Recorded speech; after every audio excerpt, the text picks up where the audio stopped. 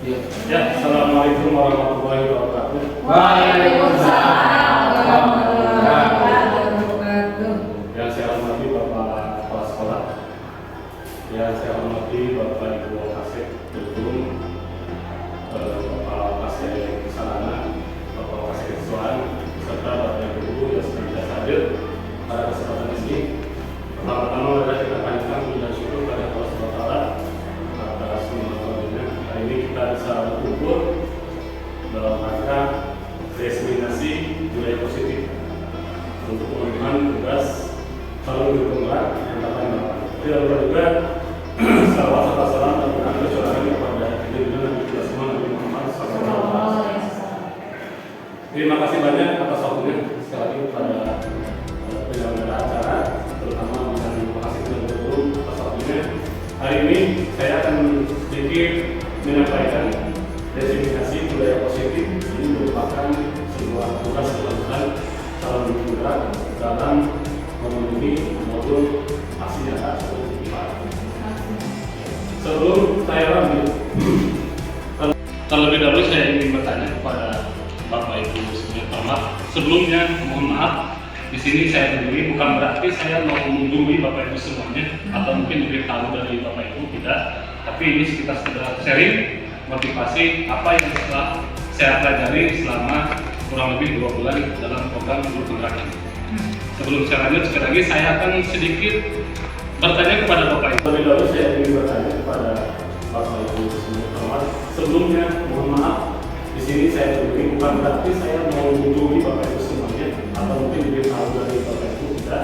Tapi ini kita sekedar sharing motivasi apa yang telah saya pelajari selama kurang lebih 2 bulan dalam program guru penggerak ini. Sebelum saya lanjut, sekali lagi saya akan sedikit bertanya kepada Bapak Ibu, kira-kira menurut Bapak Ibu apa sih budaya positif menurut pemahaman Bapak Ibu yang Bapak Ibu pahami? Budaya yang tidak negatif. Gimana Pak Masih? Budaya tidak negatif? Iya. Oke, bisa. Gimana yang negatif? Kebiasaan yang baik gitu. Kemudian apa namanya menampilkan kesan ramah, Iya. baik. Oke. Itu saya pikir biasaan tapi dari karakter jadi budaya.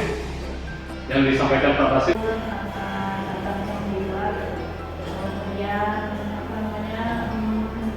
menampilkan kesan ramah. Iya. Baik. Oke. Itu saya pikir. Biasaan tapi dari karakter. Terima kasih. Yang disampaikan Pak Basir sama saya untuk mulai untuk mengenai solusi. Sama sih kayak budaya positif sama seperti tadi kebiasaan dari bagaimana harusnya berlaku.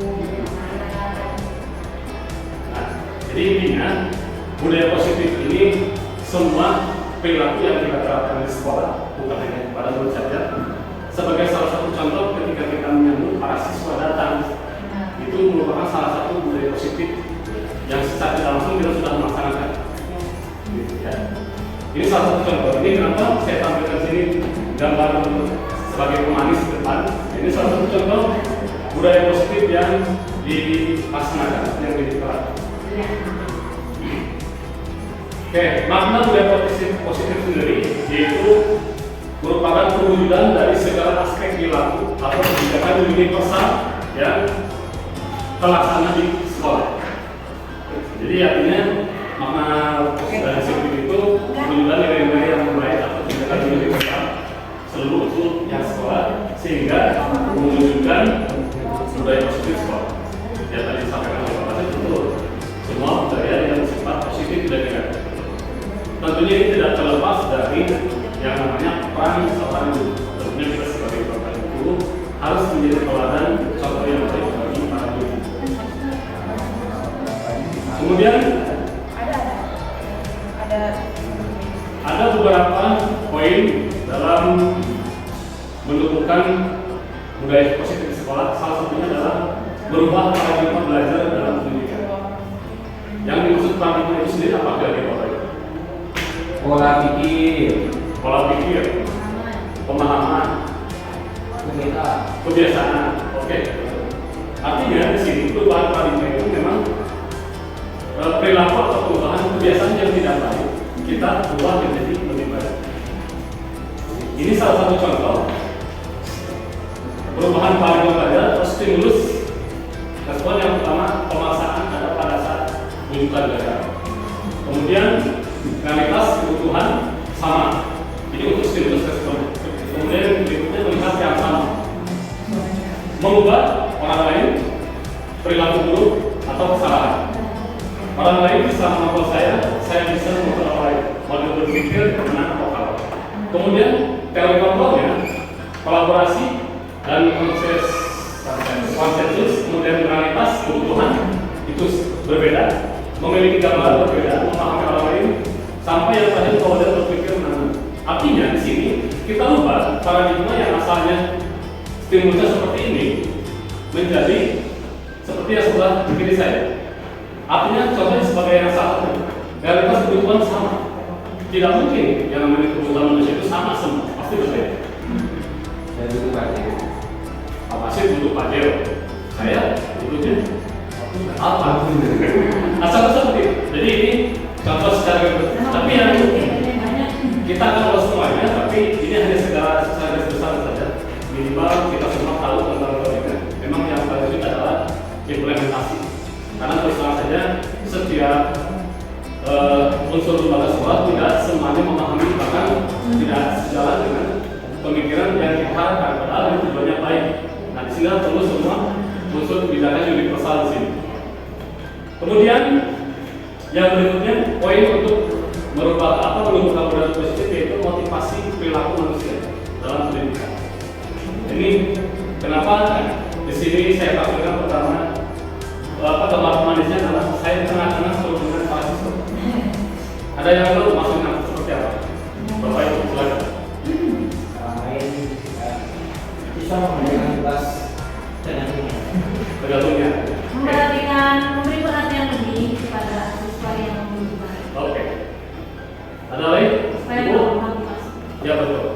kebutuhannya berbeda-beda, jadi sebagai guru harus melayani kan.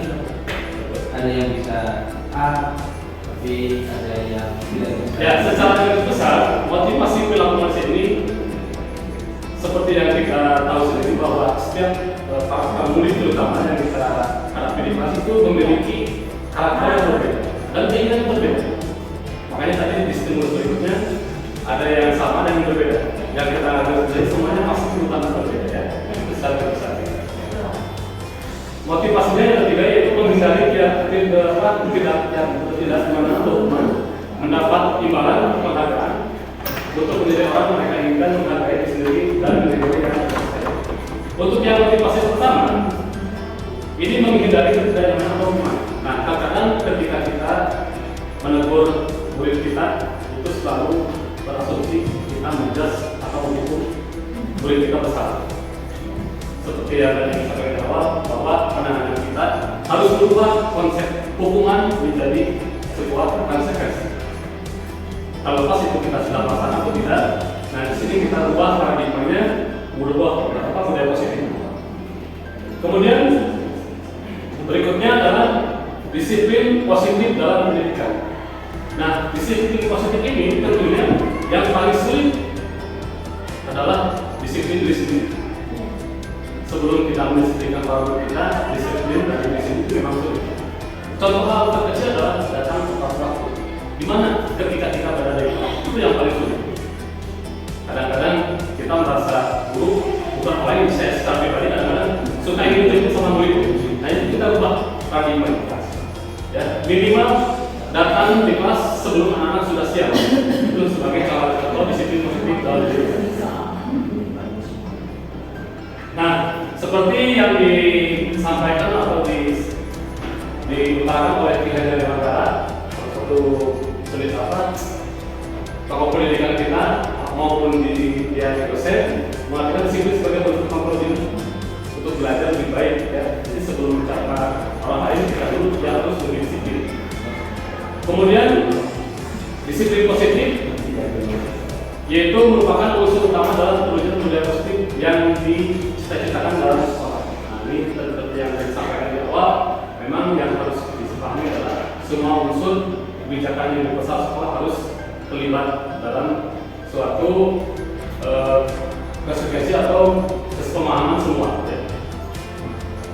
Kemudian poin berikutnya dalam menentukan berdasar positif yaitu kebutuhan dasar manusia dalam pendidikan. Ini pemanisnya juga kenapa ditampilkan gambar anak makan di tengah-tengah di sini ada dua bahasa Indonesia. Apa sih kebetulan ada? Ini salah satu contoh kebutuhan dasar manusia itu apa dari gambar ini? Makan.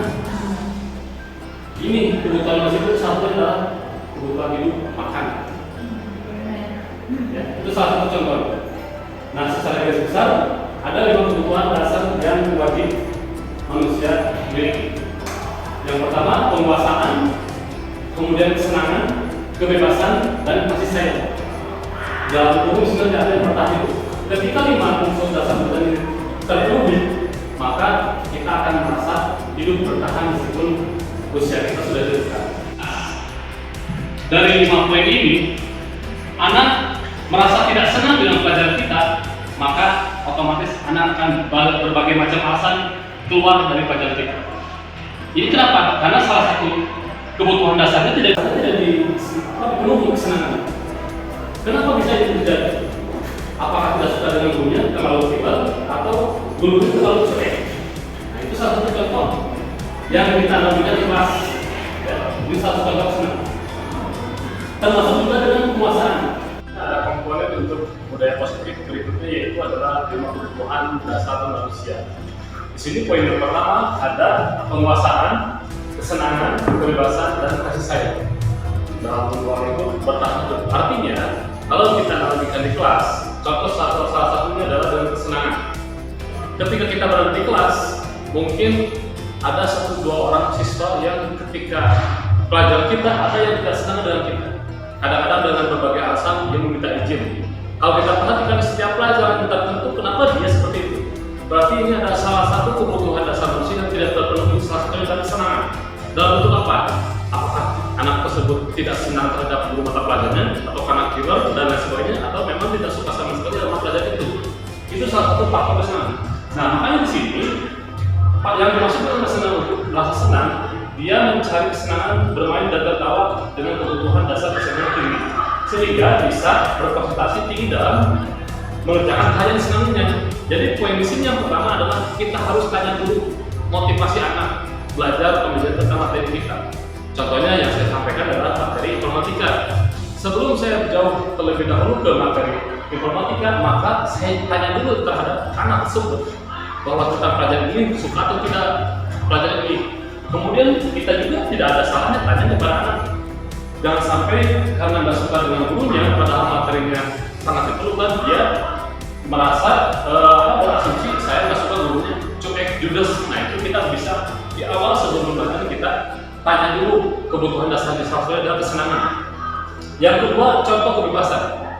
Yang dimaksud kebebasan ini bukan berarti anak semena-mena atau seenaknya dalam pembelajaran di kelas kita, bukan, tapi kita cek dulu kebutuhan anak dalam pembelajaran kita. Apa sih yang dibutuhkan anak untuk materi pembelajaran ini?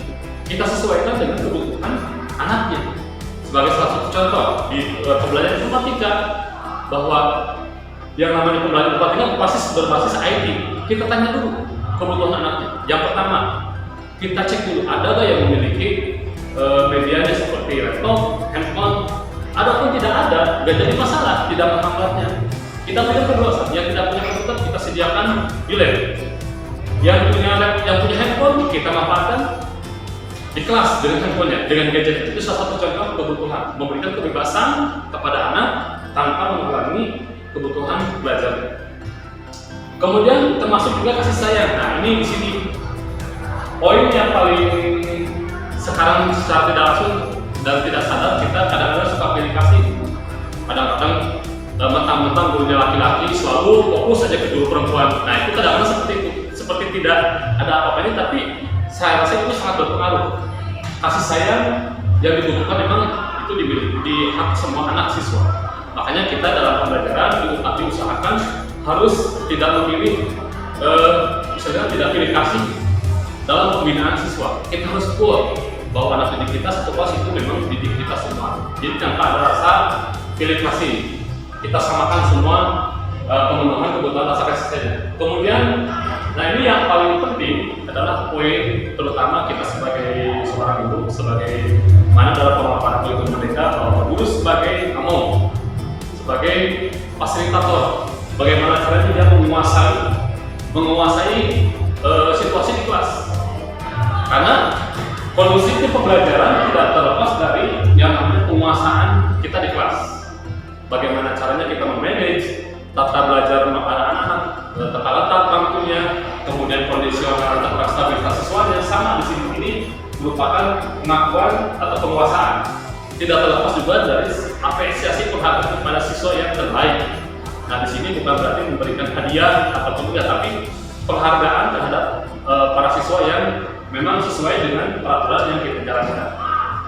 Kemudian poin berikutnya untuk menumbuhkan budaya positif. Nah, ini yang sering kita lupakan adalah posisi kontrol guru dalam pendidikan. Ya, di sini yang dimaksud dengan posisi kontrol di sini kita kaitkan dalam penguasaan ruang lingkup internal kelas kita. Bagaimana caranya kita memposisikan atau mengontrol guru kita sebagai guru mengontrol kondisi siswa dengan satu contoh tidak menjas atau tidak menghakimi anak dengan hukuman ketika dia berbuat kesalahan. Nah, di sini ada beberapa poin posisi kontrol guru. Yang pertama ada yang disebut dengan penghukum. Di sini ada 5 posisi kontrol. Penghukum kadang-kadang kita artikan patuh atau atau kalau tidak saya hukum. Itu salah satu contoh statement posisi kontrol sebagai penghukum. Nah, kalau misalkan saya balikan kepada Bapak Ibu, kira-kira kita termasuk yang mana? Pembuat hukum atau teman atau manajer atau pemantau? Yang sering kita laksanakan ya Bapak Ibu, ini tidak menutup mata. Kadang-kadang kita selalu menjadi sebagai penghukum. Nah, ini kebiasaannya kita ubah bahwa tidak ada yang namanya guru sebagai penghukum.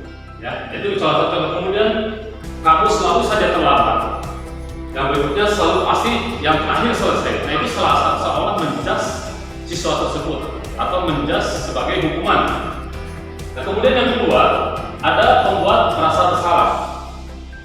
Nah, sebagai contohnya Bapak sangat kecewa sekali dengan kamu atas sikap terlambatnya kamu. Nah, itu salah satu contoh membuat anak tidak bersalah, membuat anak merasa bersalah. Tapi bukan menjas kamu salah, tidak. Seolah memastikan hatinya bahwa yang saya lakukan itu salah. Berapa kali Bapak harus memberitahu kamu? Nah, itu sebagai contohnya ya. Gimana coba kalau kamu tahu kita berbuat begini? Nah, itu otomatis itu akan menurunkan egois dari seorang murid atau emosional siswa. Karena dengan kalimat seperti ini, mungkin anak akan merasa, oh ya ini yang saya lakukan salah. Kemudian bisa juga kita memposisikan sebagai teman.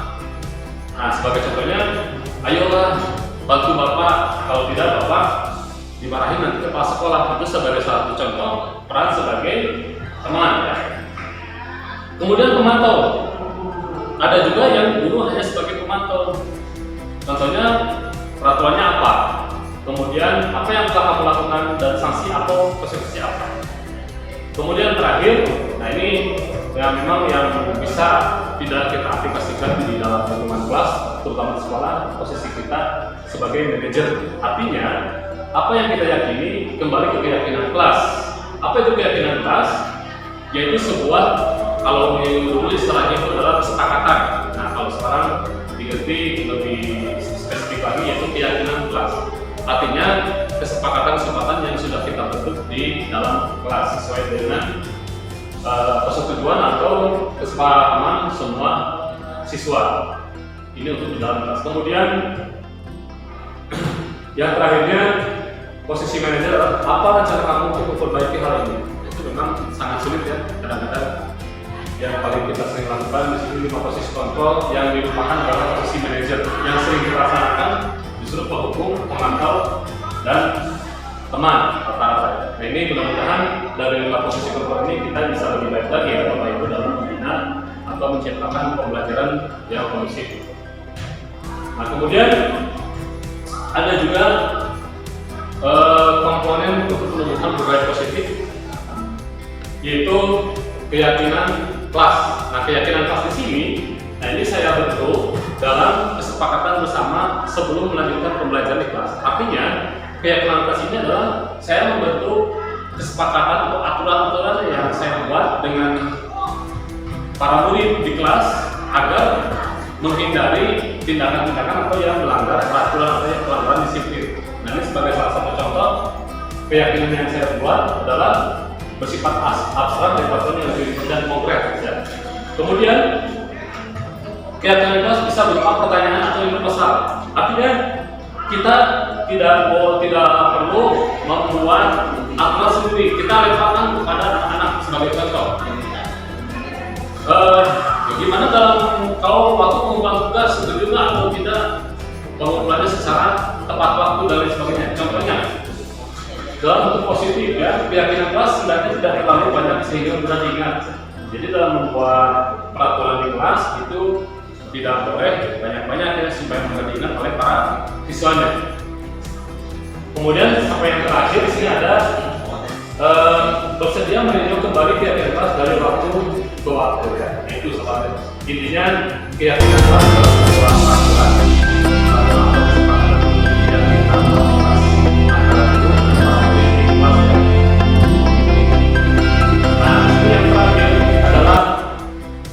budaya positif komponennya yaitu segitiga restitusi dalam pendidikan. Nah, di sini segitiga restitusi ini yang pertama ada komponennya menstabilkan identitas, yang kedua validasi tindakan yang salah, yang terakhir menanyakan keyakinan kelas atau keyakinan bersama. Nah, yang satu yang dimaksud menstabilkan identitas yaitu kalau kita analogikan di kelas kepada para murid, ketika anak melakukan kesalahan kita panggil, kita tanya bahwa berbuat salah itu memang manusiawi, tidak apa-apa. Semua manusia tidak terluput dari kesalahan. Itu salah satu contoh bentuk stabilitas identitas murid atau siswa. Yang kedua, ada validasi tindakan yang salah. Nah, tahu nggak yang kamu lakukan itu kira-kira baik atau benar pelanggaran tersebut? Nah, itu salah satu contoh menentukan validasi tindakan yang salah. Jadi ketika kita tanya, betul nggak yang kamu lakukan itu salah perbuatannya? Berarti yang dijawab bukan saya, tapi murid tersebut. Nah, itu salah satu contoh memvalidasi tindakan yang salah, seolah dia sadar akan kesalahannya sendiri. Kemudian yang terakhir ada menanyakan keyakinan kelas. Nah, setelah kita melakukan stabilitas identitas, validasi tindakan yang salah, ya kita tanya keyakinan kelas. Kita balikan lagi. Apakah perbuatan kamu itu sesuai dengan keyakinan kelas? Tidak, pasti dia menjawab tidak. Nah, makanya kita kembalikan keyakinannya. Nah, kemudian kira-kira kamu mau menjadi apa dan caranya bagaimana untuk memperbaiki sikap tersebut? Nah, itu salah satu contoh. Memang sebetulnya posisi segitiga restitusi ini sudah biasa kita lakukan, cuma secara tidak tertulis. Ya, kadang-kadang ini kita mudah-mudahan dengan saya memberikan pemahaman tentang segitiga restitusi, terutama bisa menangani permasalahan murid dengan tidak menghukum atau menjas bahwa anak tersebut bersalah, tapi memberikan solusi dan pemahaman dengan konsep menstabilkan identitas, validasi tindakan yang salah, dan menanyakan keyakinan kelas. Itu yang disebut dengan penanganan permasalahan dalam murid dalam konsep segitiga restitusi.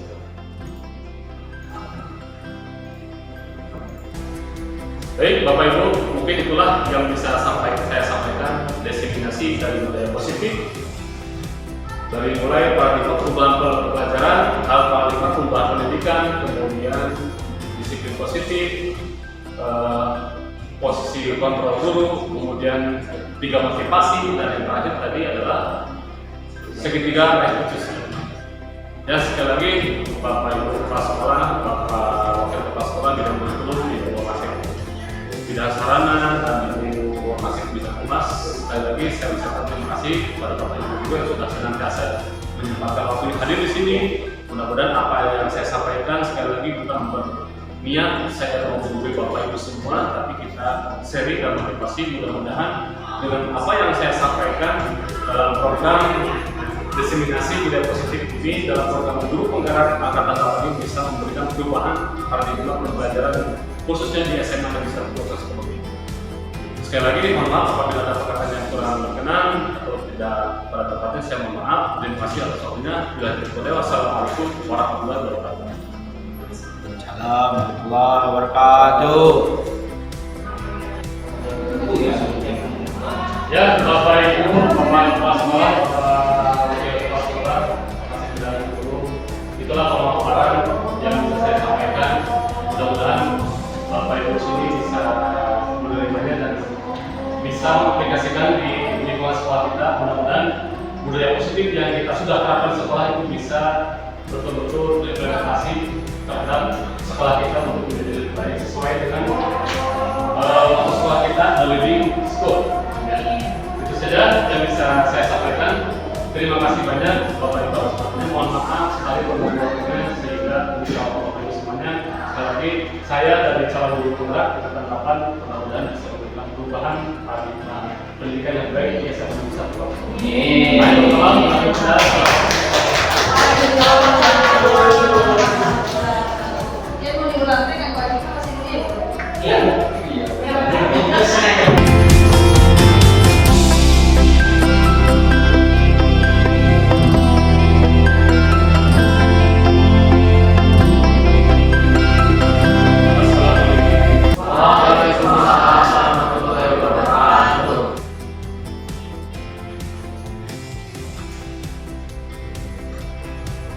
Gimana? Anak-anak kabarnya sehat semuanya?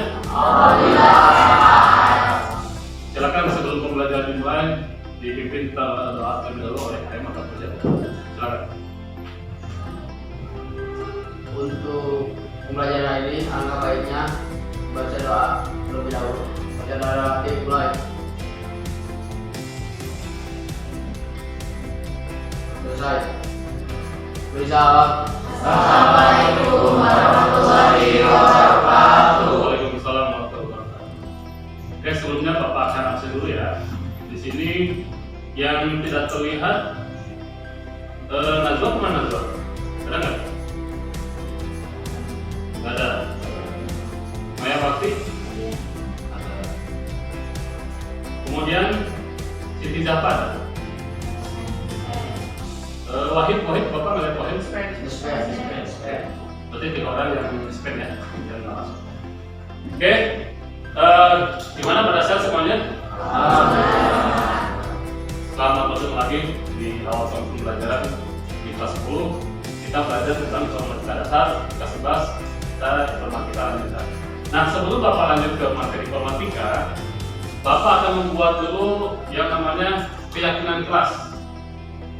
Apa itu keyakinan kelas? Ada yang tahu nggak? Coba tulis. Ada yang tahu?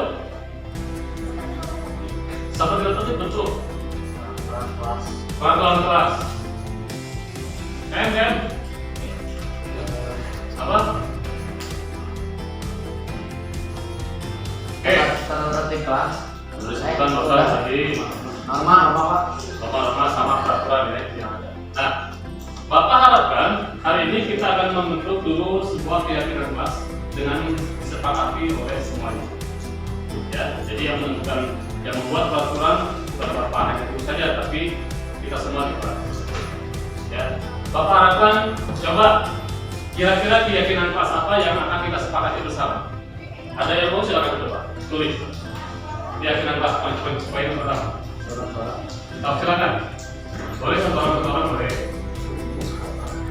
Keyakinan kelas. Oh, yang pertama silakan. Oke, banyak pasti.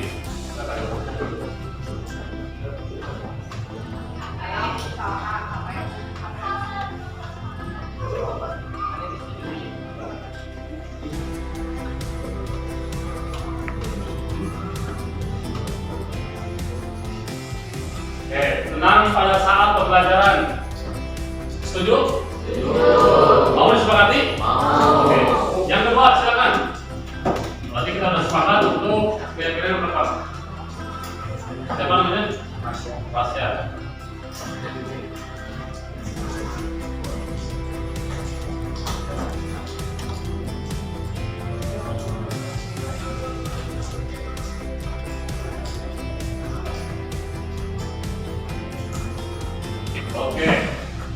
kelasnya angkat tangan jika bertanya. Sepakat ya? Setuju? Jadi ketika ada yang guru bicara, memberikan kesempatan untuk bertanya. Terlebih dahulu Anda mengajukan tangan. Silakan yang lain. Siapa namanya? Mana? Oke, mana?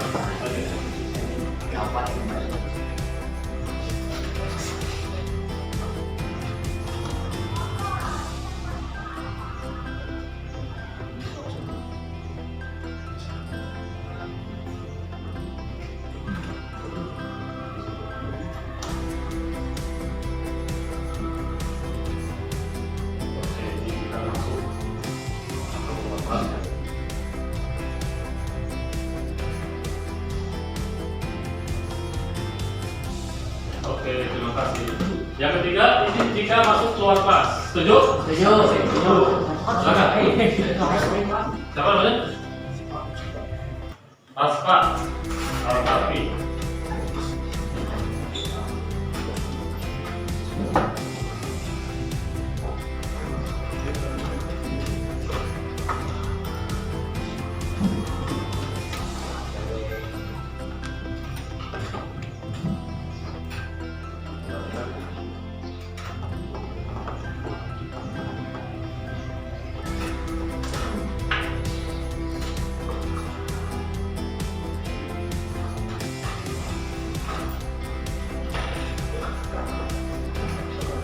Yang keempat, mendengarkan guru dengan sesama. Ini artinya kalau misalkan guru sedang menerangkan, kita harus mendengarkan. Setuju? Setuju. Sepakat ya? Ada lagi? Coba. Silakan, kita dulu. Gak apa-apa, keyakinan kelas mau banyak, mau sedikit boleh. Yang penting kita sepakati aja.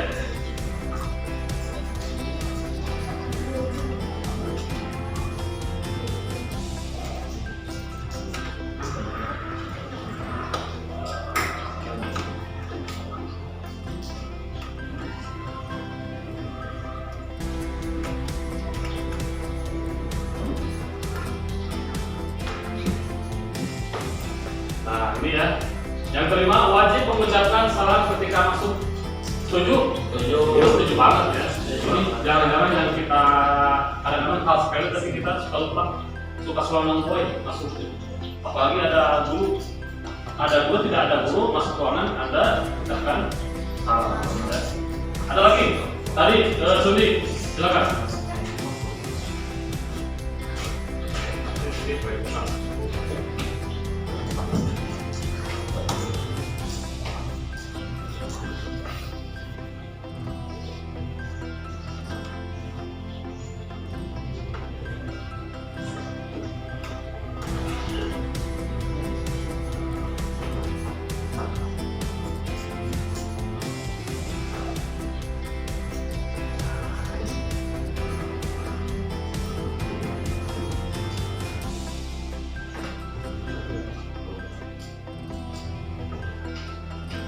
Oke, poin 6 tidak berisik saat pembelajaran berlangsung.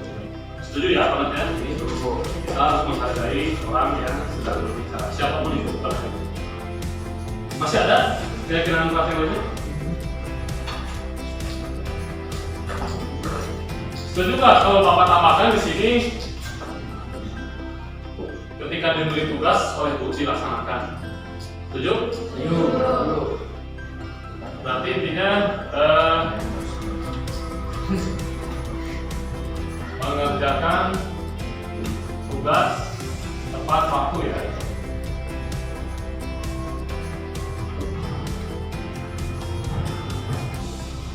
Oke, Bapak bacakan lagi keyakinan kelasnya. Yang pertama, tenang pada saat pembelajaran. Setuju? Setuju. Yang kedua, angkat tangan jika bertanya. Setuju. Yang ketiga, izin jika masuk keluar atau masuk kelas. Setuju. Yang keempat, mendengarkan guru dengan sesama. Siapapun gurunya sedang menerangkan, Anda fokus mendengarkan. Yang kelima, wajib mengucapkan salam ketika masuk kelas. Yang keenam, tidak berisik saat pembelajaran berlangsung atau sama dengan nomor poin 1 ya, seperti apa. Kemudian mengerjakan tugas tepat waktu. Ini ada yang kelewat kebiasaan disiplin kita, yaitu tepat waktu. Ada nggak? Nah, nggak ada ya. Datang tepat waktu ya, pada saat di kelas. Setuju nggak? Setuju? Setuju. Semuanya setuju? Tidak ada kalian setuju, berarti kalian nggak yakin buat ini. Setuju semuanya? Setuju. Oke, kita setuju ya. Keyakinan kelas ini kita sudah sepakat secara bersama. Jadi kalau misalkan nanti ada di antara kalian yang melanggar keyakinan kelas ini, berarti harus terima konsekuensinya. Paham ya? Oke. Untuk sementara itu saja keyakinan yang akan kita sepakati. Nanti Bapak mohon Anda buat di sebuah styrofoam atau mungkin maling ya kayak gini untuk ditempel di kelas supaya kita semua selalu mengingat tentang keyakinan yang sudah kita sepakati. Paham ya? Oke, kalau gitu kita lanjut ke materi yang Bapak akan sampaikan, yaitu informatika. Sudah?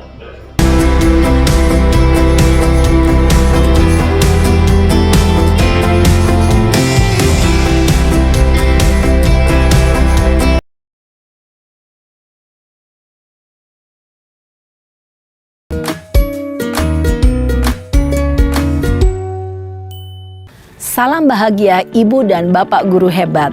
Dalam penerapan disiplin positif restitusi, salah satu program yang dikembangkan adalah 5 posisi kontrol. 5 posisi kontrol dalam restitusi adalah proses perjalanan seorang pendidik agar dapat mengenali dirinya. Pada video kali ini, kita akan membahas tentang 5 posisi kontrol yang dikembangkan oleh Diane Gosson dan contoh penerapannya.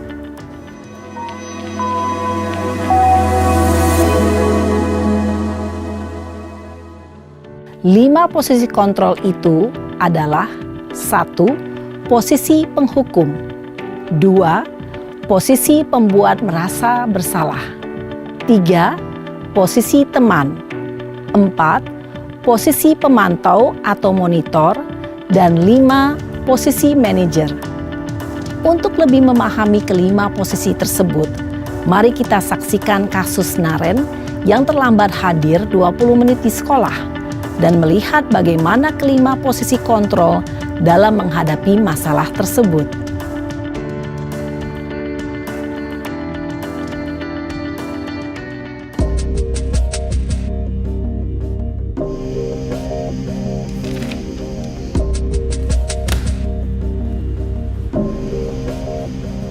Naren! Sini kamu! Selamat pagi, Bu.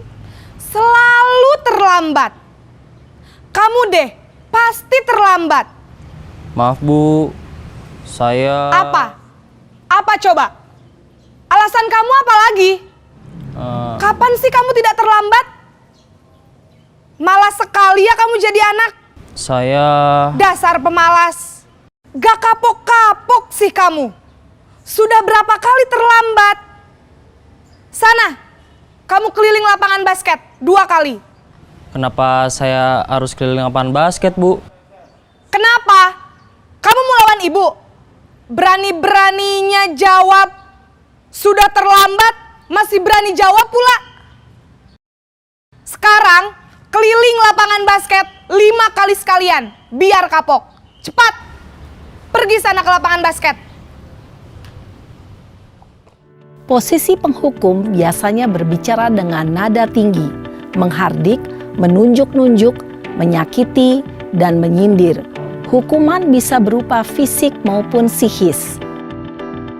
Ibu dan Bapak guru hebat, dampak yang terjadi pada murid ketika guru berada pada posisi penghukum adalah murid cenderung akan memberontak, bahkan menyimpan dendam.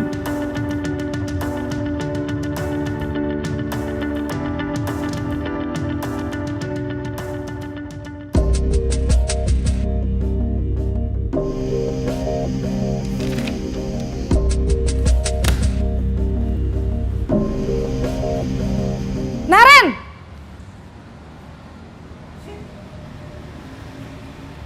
Selamat pagi, Bu. Naren. Kamu kenapa terlambat lagi, nak?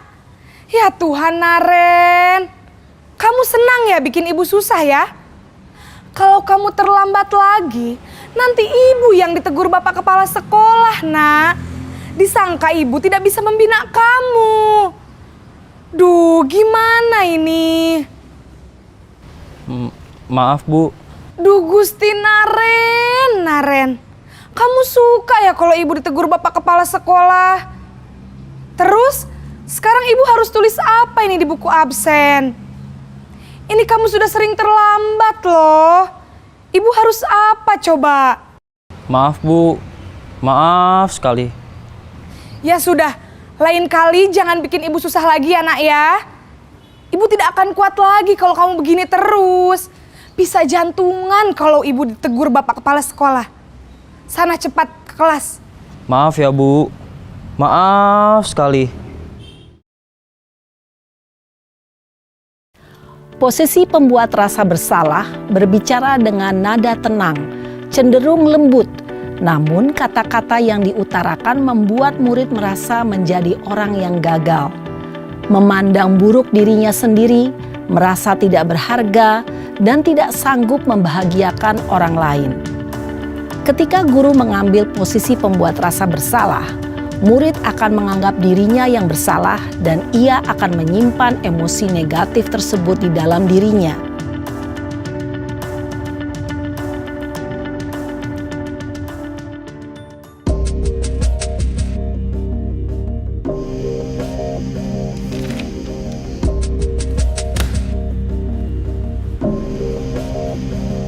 Naren!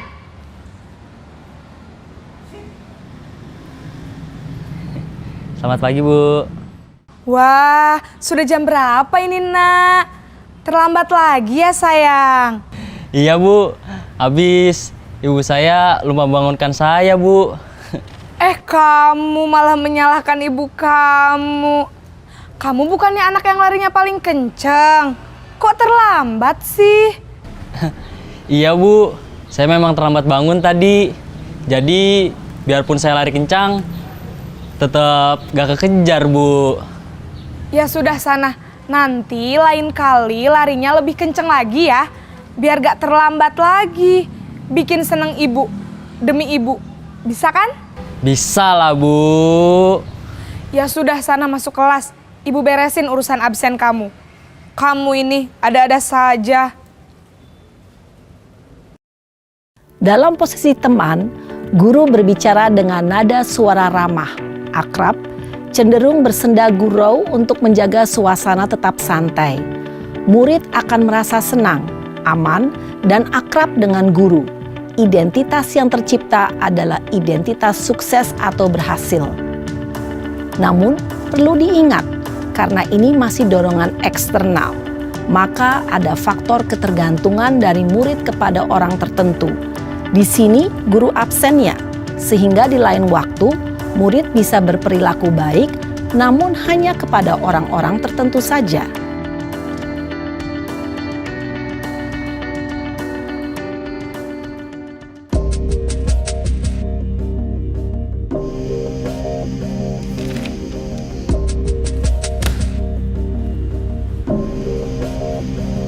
Naren!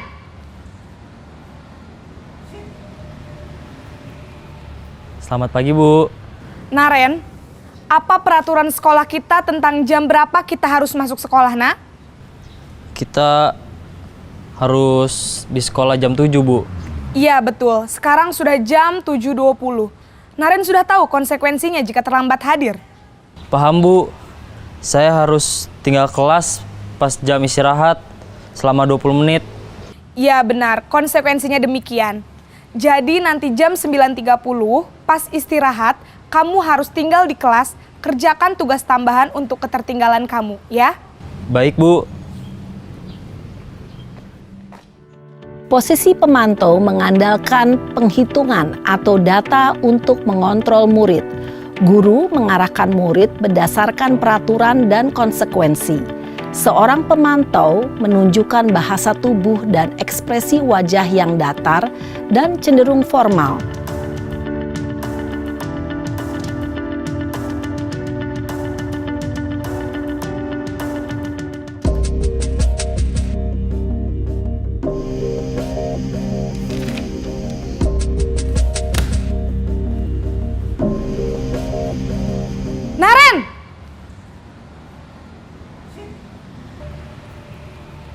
Selamat pagi, Bu.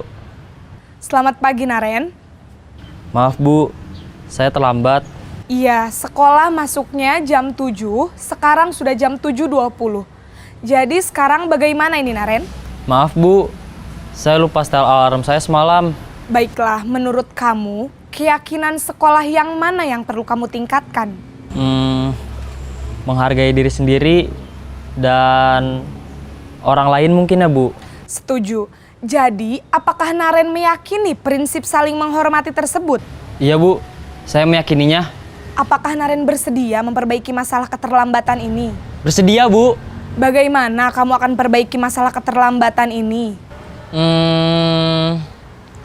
Saya akan coba untuk tidak lupa menyetel alarm saya, Bu. Baik, kalau Naren lupa menyetel alarm di rumah, ada orang yang kira-kira bisa bantu mengingatkan tidak? Ada, Bu. Kakak saya, Kak Ema. Ada lagi selain Kak Ema? Selain Kak Ema, ada ibu saya. Baik, jadi yang mengingatkan Naren adalah Kak Ema dan ibu kamu ya? Kira-kira akan mulai setel alarm kapan nih, Naren?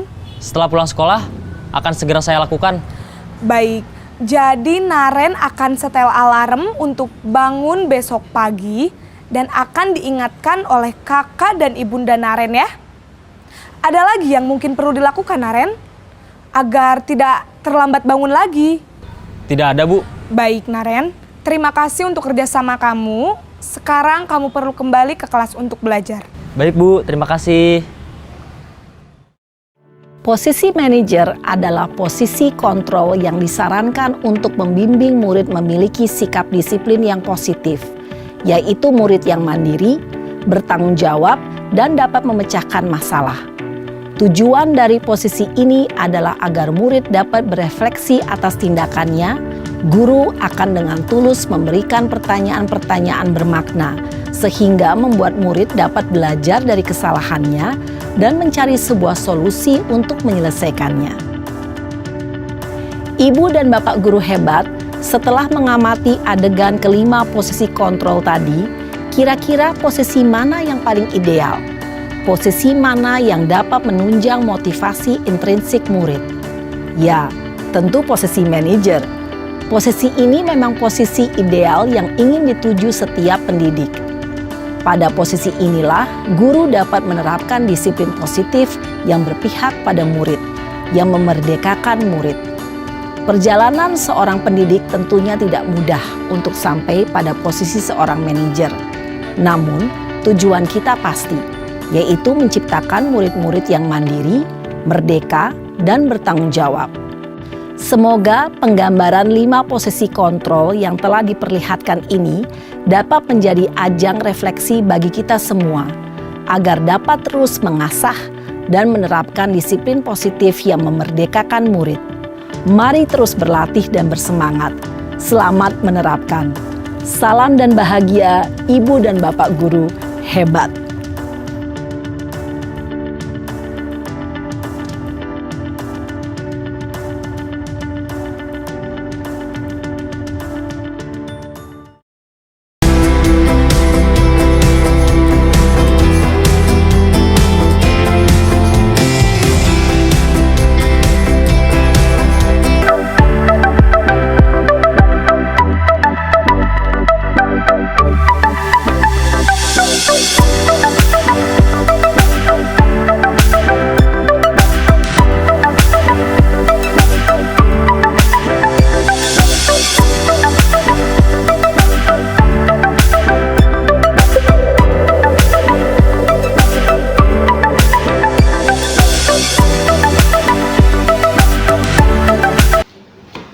Ya, Assalamualaikum warahmatullahi wabarakatuh.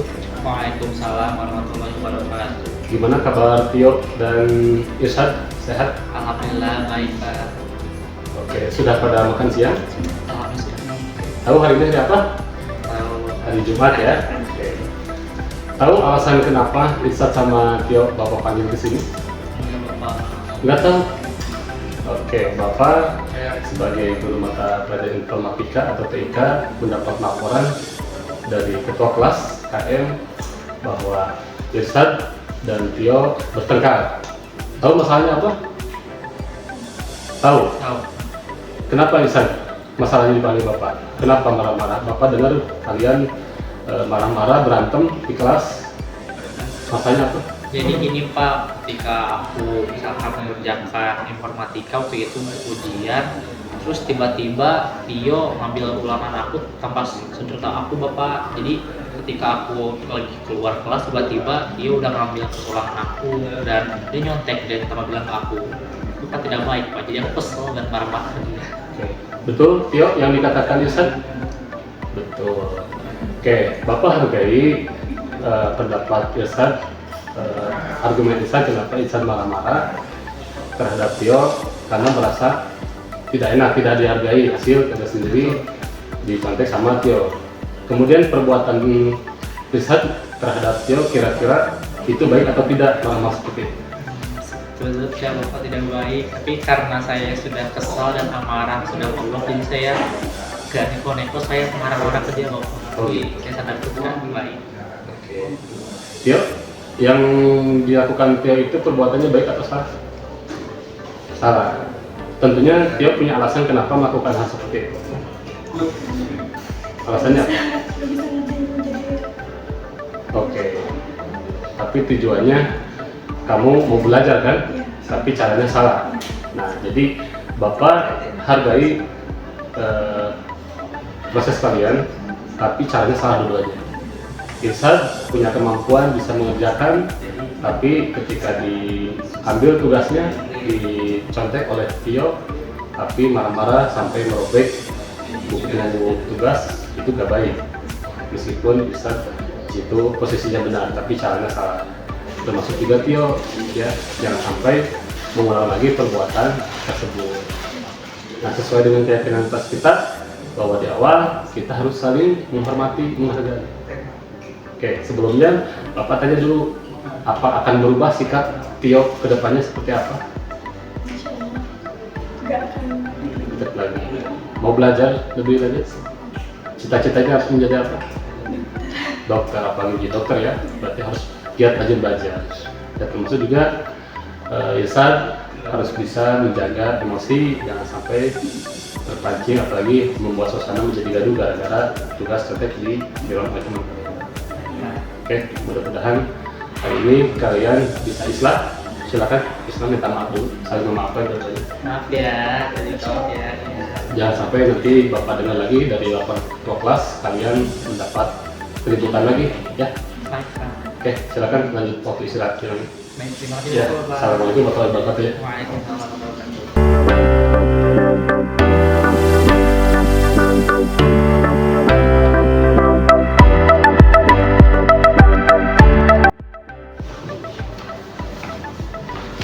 Oke, Nabila, assalamualaikum warahmatullahi wabarakatuh. Nabila, tahu kenapa dipanggil sama Bapak ke sini ke ruangan? Nggak tahu alasannya?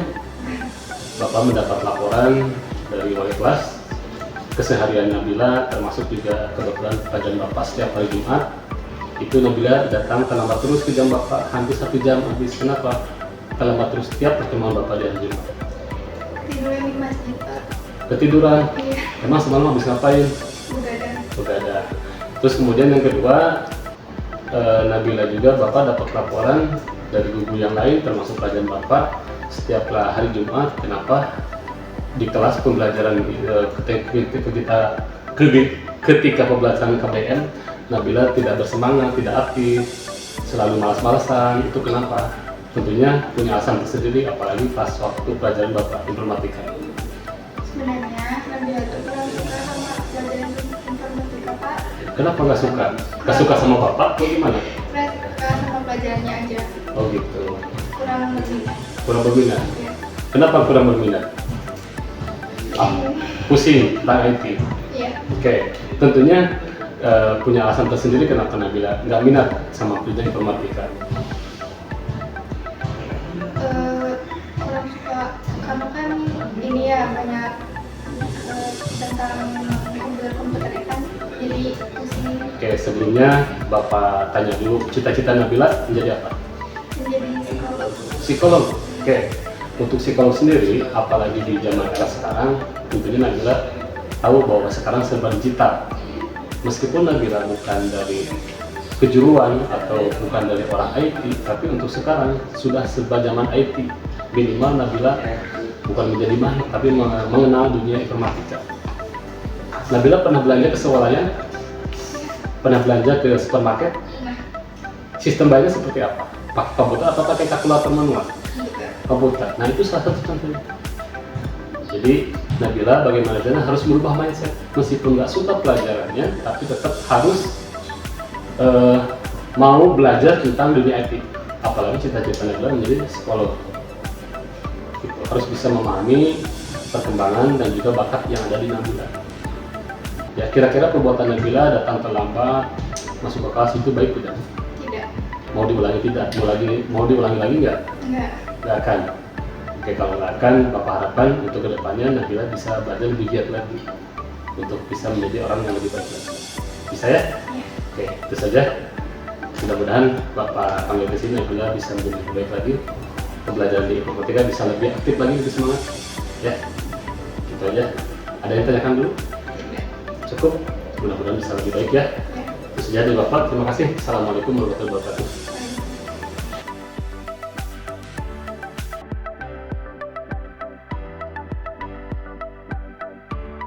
Warahmatullahi wabarakatuh. Halo semuanya, perkenalkan nama saya Irsa Juniardo dari kelas 12.1. Di sini saya berbicara dan akan membahas ataupun memberitahu kepada kalian tanggapan saya setelah berdiskusi dengan Pak Rizal.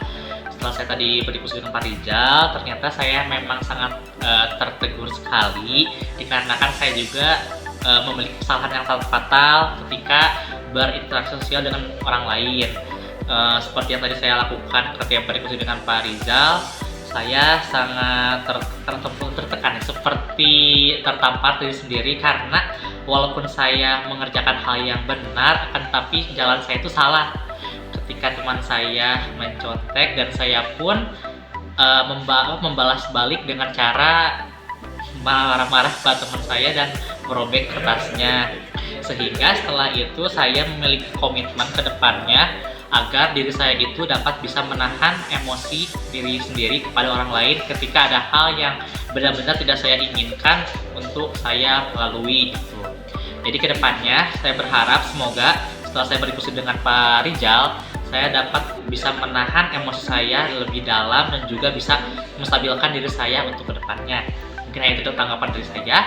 Terima kasih apabila banyak kesalahan ataupun kekurangan, mohon maaf. Wassalamualaikum warahmatullahi wabarakatuh.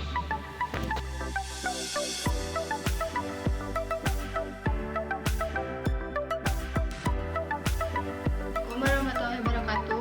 Perkenalkan, nama saya Nabila Hayaulia dari kelas 12.11. Setelah berdiskusi dengan Pak Rizal tadi, saya merasa bersalah dengan